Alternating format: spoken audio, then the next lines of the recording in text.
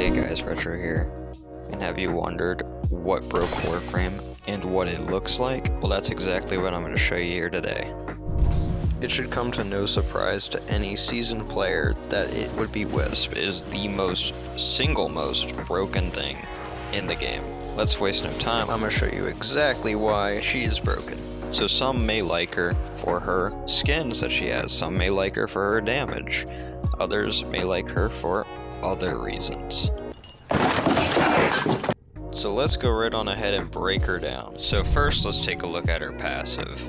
Basically allows her to be invisible when you just jump or you're in the middle of the air, which is pretty broken as it is, considering that invisibility is the best survivability in the game. All for 0 energy cost. Now that's her passive covered. What about her first ability, Reservoirs?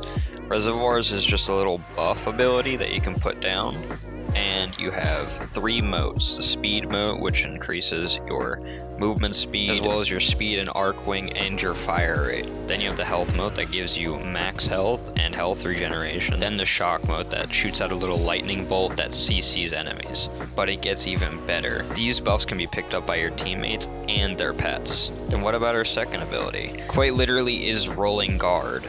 On demand. You can just double tap it and you just get iframes like you can see in the clip here. Like what Warframe has iframes on demand? Alright, then what about our third ability? Breach Surge is an amazing ability and one of the best abilities in the game when you combine it with another ability that I'll show you more about. But back to more of the ability itself. It buffs the damage dealt onto an enemy and delivers it to another enemy in the area. Another function of Breach Surge is if you put down a reservoir and then you use it, this little UI pop-up, and then you can teleport to it when you cast Breach Surge on it. Teleporting to a reservoir like this also increases the range of the ability.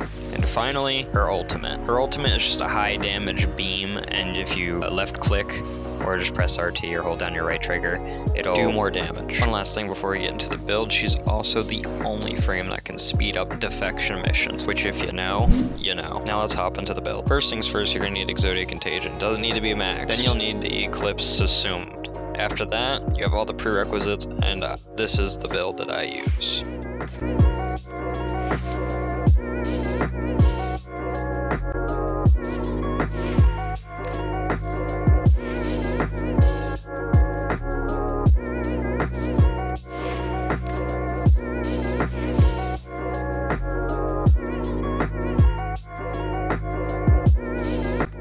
Now I recommend that you bring Naramon along because it'll be quick to build up your combo for this specific weapon, and then it'll also take a long time for your combo to decay. Now you can do this with any Zal, but if you want the most damage out of it, then use the Docrum blade.